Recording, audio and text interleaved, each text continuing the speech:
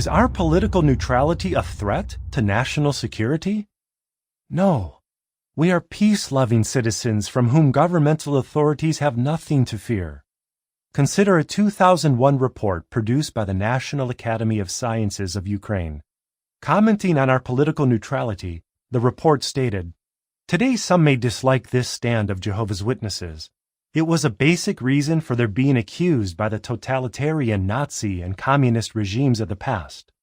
Yet even under Soviet repression, the witnesses remained law-abiding citizens.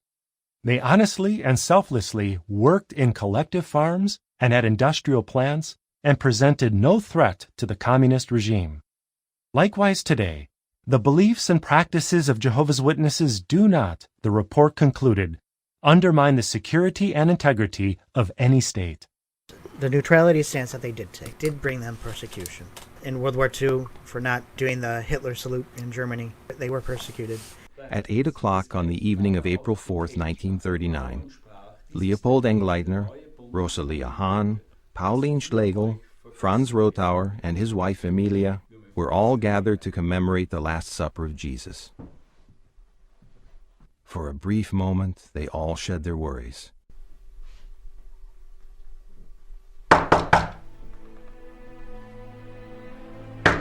Aufmachen! Öffnet die Türen! Wer ist denn da? Gestapo! Was haben wir mit der Gestapo zu tun? Das werde ich noch gleich sagen. Trying to find anything they could use against us. Unsuccessful. They grew angrier. Then they put the document in front of us. It was a declaration of willful submission to Hitler and the Reich. Also ich werde den Hitler nicht unterstützen, ich werde meinen Glauben nicht aufgeben. Ich unterschreibe das nicht. Was die anderen machen, das ist eine Sache, aber ich nicht. Kommt ihr her? Unterschreibt ihr? We all refused and were arrested. Raus mit der Held, raus, hopp, hopp, raus, raus, kommt raus, hopp, hopp. So the principal went on with a wonderful, typical German talk. Germany is a country of freedom. Germany gives the choice to anyone for the future. And when he went through his speech, he said, Mein Lehrer hat mich darauf aufmerksam gemacht, dass einen Schülerin sich weigert, einen Aufgaben nachzukommen. Sie erhielt ein Schreiben von mir und hatte bis heute eine ganze Woche sich zu entscheiden. Der Heil Hitler groß ist Pflicht. Niemand kann ungestraft bleiben, wenn er sich weigert zu grüßen. So ein Schülerin sollte ein ausgestoßen wie Erde. Wenn die Schülerin sich weigert, Heil Hitler zu rufen, muss sie sich durchaus stehen zu erkennen, geben.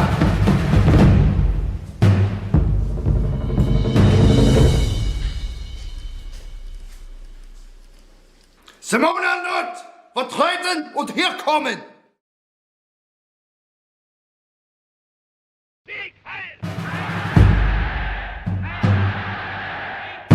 In a normal democratic society for Jehovah's Witnesses who know that they have been told to render unto Caesar what is Caesar's, unto God what is God's, they are very law-abiding, but they're very clear that their king is God and not any earthly state. So when the pressure really comes on in the Third Reich and everybody is told to say Heil Hitler, which really puts Hitler at the highest point in somebody's life, to have compulsory military service, to swear on oath, then witnesses refuse to do this. They are not able in their conscience to be able to put the rule of an earthly state above their God. So very quickly they come into conflict with the police and the authorities and are watched and then arrested and increasingly thrown first into prisons and then into labour and concentration camps, largely on these grounds, refusing to undertake military service, refusing to give the Heil Hitler salute, and refusing to be part of the Nazi pageantry. they were persecuted. And in the United States for not saluting the flag and a lot of the other things that they did.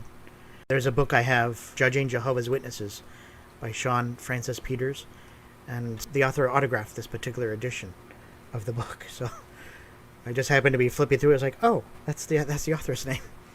It's Religious Persecution and the Dawn of the Rights Revolution. And so the Watchtower in the United States and other countries has changed a lot of laws. Of course, they did this for themselves, but others have benefited as well for their stance in religious freedom. And yes, many Jehovah's Witnesses did on their own initiative suffer at the hands of this too, and faithfully for what they believed in. And that, I agree, that should be commended. Rutherford gives a talk on the radio, saluting the flag. A young son of one of Jehovah's Witnesses refused to salute the American flag. The press had much to say about it. The Associated Press requested a statement from me, to which I respond in brief. The flag stands for or represents the ruling power. It attributes to that power protection and salvation for the people.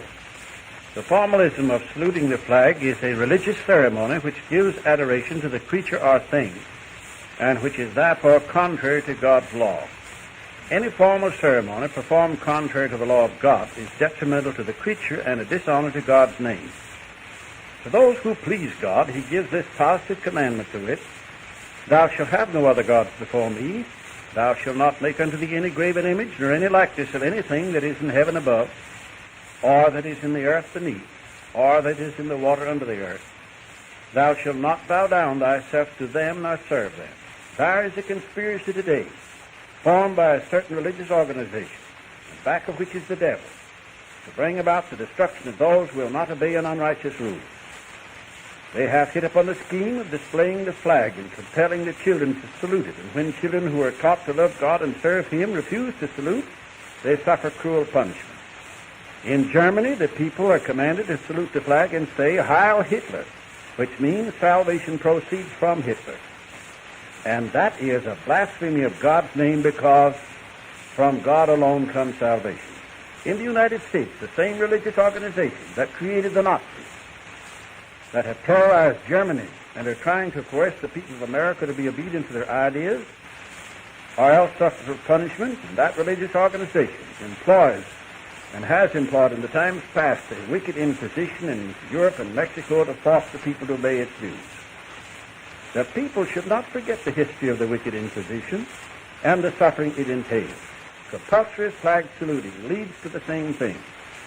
Men have organized the nations of the world, and failing or refusing to give heed to God's word, have fallen under the influence of the devil, and therefore it is written in 1 John 5, the whole world lies in the wicked one, Satan. Religious organizations that indulge in politics frame unjust laws which work injury to others. Concerning such, the Lord God says in Psalms 94, they gather themselves together against the soul of the righteous and condemn the innocent blood. But the Lord is my defense, and my God is the rock of my refuge. And he shall bring upon them their own iniquity, and shall cut them off in their own wickedness. Yea, the Lord our God shall cut them off. For centuries, Satan has employed religious organizations and the form of practice of religious ceremonies in order to gain complete control of mankind and turn them away from God. The great and final climax is now at hand, in which every person must take one side or the other, and only those who take and hold a firm position on the side of God and his kingdom will receive the blessings of life. And it actually made the witnesses in an even worse, right? Put them in opposition to the nation in a way that they weren't before, at least since the First World War. And the First World War was bad already, but they actually made it worse on the Second World War, while attempting to do compromise with the leaders of the government anyway in both wars. This is from Penton's book, but basically it says Rutherford was predicting that if this would continue, the United States would become a dictatorship. And if Satan was directly in control of the American judicial system, as he believed it was, he was definitely ruling as an amazing, committed civil libertarian. For despite their unpopularity, the witnesses began to win case after case in the American courts, and especially in the U.S. Supreme Court. Rutherford claimed they were going towards dictatorship and went the opposite way, but on the Jehovah's Witness side, they did stand for liberty. Mm-hmm. For themselves, trying to cover themselves, but they stood for liberty and changed the laws of the United States in a very positive way. But if you're not taking part in government anyway, and you believe God's directing the nations, why do you care if it goes to a dictatorship? Right, yeah. I mean, that will bring you closer to the kingdom, right? That you were hoping That you're for. looking for, yeah. If you think that's where the world is headed, that's God's why try and directing change it. the laws. Very good point. The March 19th, 1918, Enterprise advertises they want flags unfurled everywhere, but there's no comment about it. Just put your flags out, show your patriotism. No neutrality. Now, that's kind of contrary to what would mark the doorposts. By not having a flag, your doorpost would be marked as one of the lords, according to current logic. So not having the flag would send out a message. But apparently they wanted to assimilate into that fever. Right, well, the May 14th, 1918 Enterprise has this article loaning money to the government, and it suggests it would not be displeasing to the Lord to buy the bonds for war purposes. And what does it say 2 months later? Well, that's very interesting because we're going to touch on this point a couple of times before we get into how the Watchtower describes this era a little later on. Does how they describe it match with the evidence that we're seeing here? So they keep saying it's not displeasing to the Lord, buy war bonds, right? So here's another one, July 1918, St. Paul Enterprise. On Sunday, he gave a short talk regarding the Liberty Bond and Red Cross, showing his view on the matter, which was just the same as contained in the May 15th and June 1st towers.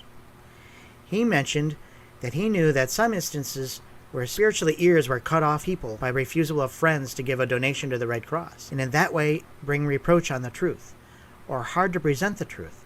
He showed how the Red Cross is an international affair, and to help everybody out of trouble and sickness in times of peace as well as in times of war. He also showed how the Lord has always loved a generous heart, and especially for the cause of fellow men. He further stated that the responsibility does not rest with us as to where our money goes after it has left our hands. He said if real principle was at stake, you have no business at this convention, for the raise on rates and war tax on each ticket is put in operation to help carry on the war. So basically, that is you're paying taxes, you're still paying for the war no matter what, right? Yeah, and it's also written the way they write today. In one breath, it doesn't matter to us where the money goes, but yet 2 months later, we cannot contribute knowing where those funds go. And it's like, whatever they say, the herd just goes that direction, and they're okay with it. And then they get mad at those who question. Well, you said this 2 months ago. So it's very difficult. I could see why people have mental issues with all this. But also, you could see how there became this lack of liberty or a lack of tolerance for divergent views. You had to obey this particular means or not. That's why you started to see those splits around this time period. Because it was that was intolerable, right? It was difficult to exist under that kind of pressure, under those circumstances.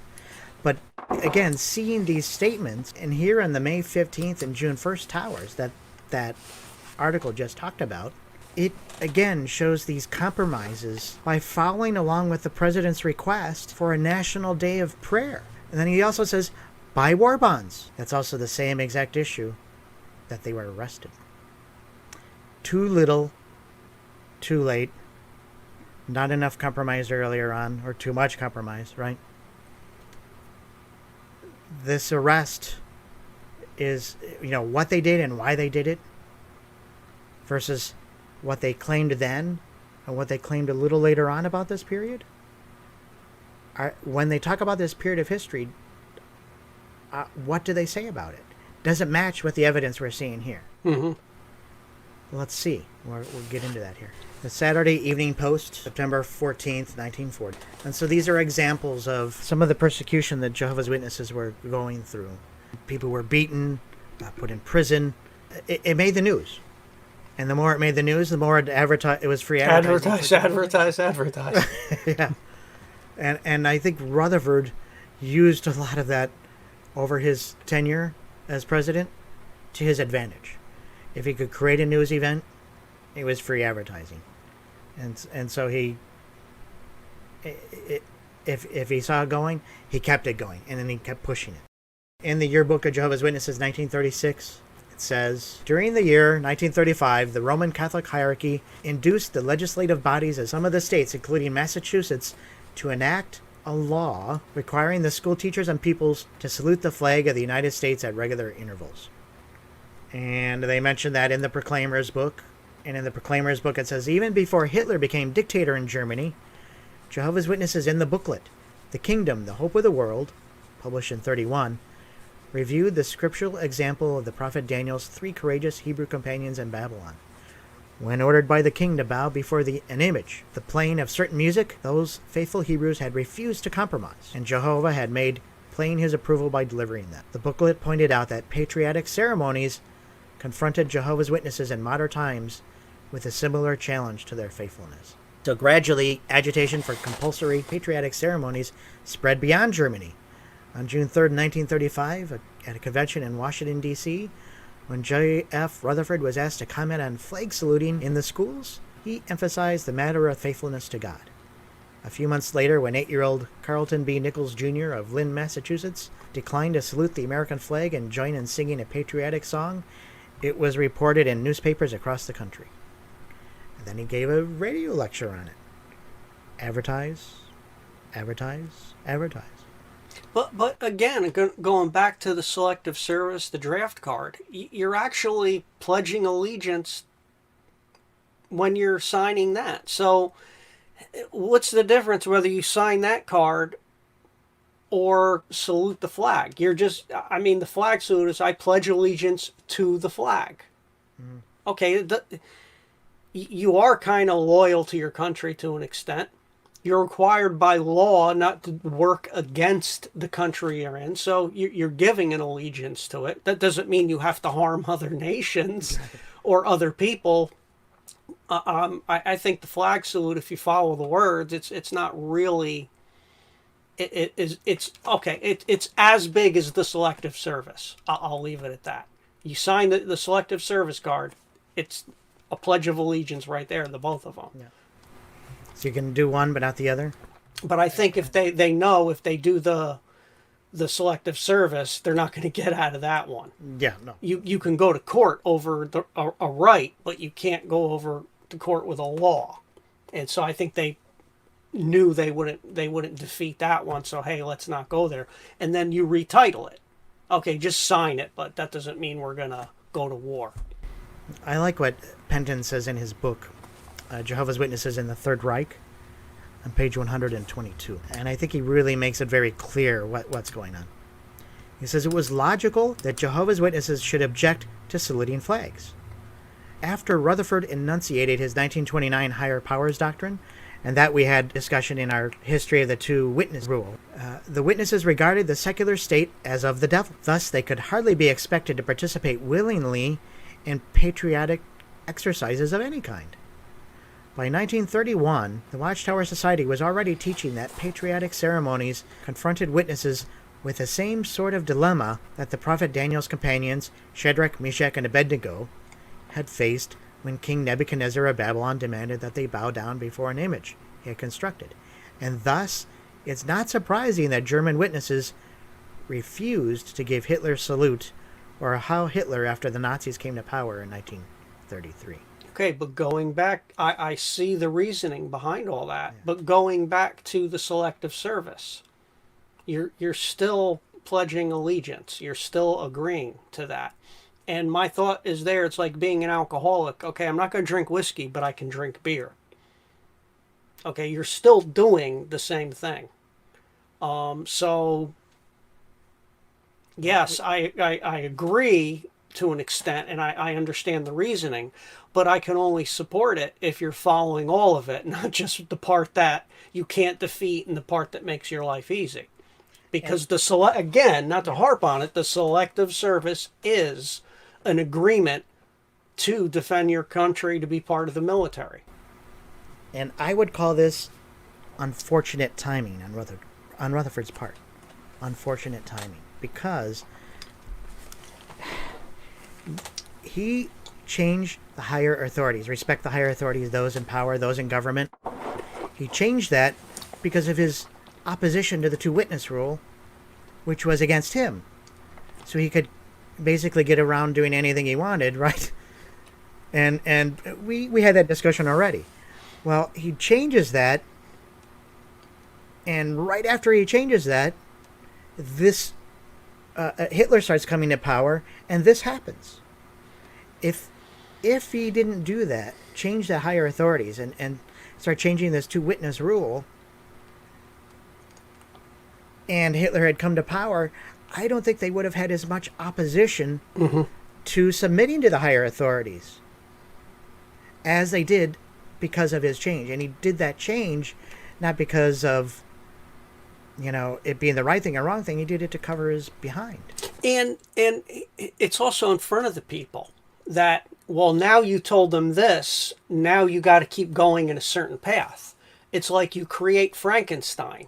Well, it comes to life, now you have to deal with it. And instead of retracting it, people died because of that. Yeah. Go ahead. Sorry, you said and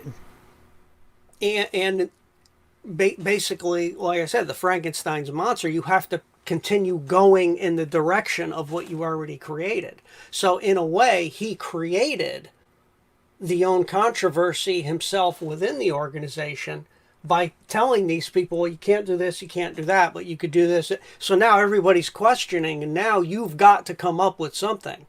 And this is what he came up with, right or wrong.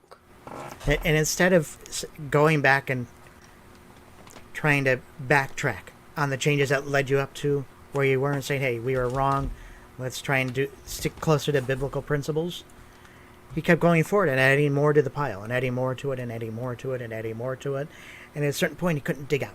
And that's exactly what I was trying to get through. He created the Frankenstein's monster. Yeah. He did. And it turned on him. And that's the point I was making. It turned on him to an extent. Just like it did in World War I. He didn't learn a lesson. He repeated the same mistake. But made it worse in World War II. And the Watchtower Society today just has compounded the problem instead of going back and just trying to restart it, hit the reset button and do it all over again. They've got themselves in such a hole that if they tried to do that, the credibility is completely gone. Yeah. They talk about this stuff in their literature too, and a lot of times it's, it states this is what happened, and it's in the loyalty booklet, questions and answers, whose servants, saluting a flag in the last days. Rutherford is looking at the congressional record, and he's mentioning this is what the United States is doing, and the accusation he's making is, so the Supreme Court of the United States, in Church versus United States, 143 U.S. 457, authoritatively ruled that the American government is a Christian nation. If the nation is standing by the ruling of the Supreme Court, then the nation must recognize the law of God as superior to the law of a man. And where the two are in conflict, the Christian must obey the law of God. So on the ships that fly the sea, the Roman Catholic service is held. At that service, the flag of the Pope is displayed above the flag of the United States. The United States Senate went on record in February 1929 as favoring the right of the flag of the Pope to be thus displayed, and this appears in the Congressional Record, number 47, page 2851. In that instance, the senator from Massachusetts took the position that the flag of the Pope is the flag of God. I wholly disagree with him in that regard, but giving him credit for believing the flag of the Catholic Church is the flag of God, his words are appropriate. He said, I for one refuse to depart from the time-honored American custom of placing the emblem of God above every other emblem of the world. I will not run down the pennant of God for any other emblem. The Senate, by a vote of 68 to 10, sustained the senator in that position. And I'll let you break this one down, Jeff. so breaking this down, and when you answer for me, answer including the issue of saluting the flag and tying it all in. So Rutherford here is taking this 1929 congressional record and basically claiming that the government voted by 68 to 10. With the internet as it is today, you can find that congressional record. So I pulled it up and I read it all the way through. Here's the congressional record. This is what was said when they were discussing the matter. And when I look at the congressional record, and I had a couple people look at this just to make sure I'm not reading it incorrectly. They were discussing what denominational flag should be flown over the United States flag when they were holding church services on a naval vessel. So the vote came out as it should, because they were trying to avoid favoritism toward the Catholic denomination, because this country is based on religious freedom. The way that Rutherford presents this case, this congressional record, is that they were supporting the Catholic denomination. It's exactly the opposite in the congressional record. So who would have went to check it back in that day, right? And actually, how could you have went and checked it? Back then, I mean, it wasn't scanned and online, and you had to put some serious work into it. So Right. once Somehow again, he got it right. So yeah, but so once again, it goes down. History is written by the victor. Well, I think what he's trying to do is, I think he's grasping at straws, trying to find evidence why they shouldn't salute the flag, because he was suggesting that there was some kind of church and state alliance, and he's getting that from this congressional record when it's exactly the opposite of what he's claiming. So there was no justification. What do you think brought the flag salute issue into their mind as now a new thing to not do? Do you think the war, had the influence on that? What do you think was the catalyst to now make this a new thing, to separate themselves from the worldly nations? I think we'll get into that in our discussion when we get into what was happening with the Watchtower in Germany. But when you look at what's happening in Germany with them not doing the Heil Hitler, and I think Rutherford realizing, and he's publishing these stories in Watchtower and Awake, right? Well, some of the Americans are getting the idea. Well, we're they can't saluting do it there. Yeah. Why should we do it here? He's trying to make it consistent. Whereas they were very patriotic before. They praised President Wilson. They praised the League of Nations. They didn't have that neutral stance. They start this shift the opposite direction here. And everything is completely directed against any show of patriotism. And when they look back at their history and say, well, we were cleansed in 1919 of all of these things. No, you were doing the very things that you were claiming that the others were doing. There was no difference. You weren't neutral. So when we return to this neutrality article, published on November 1st, 1939. What's the rest of the story? What changed here and why? So for me, the timing's suspicious.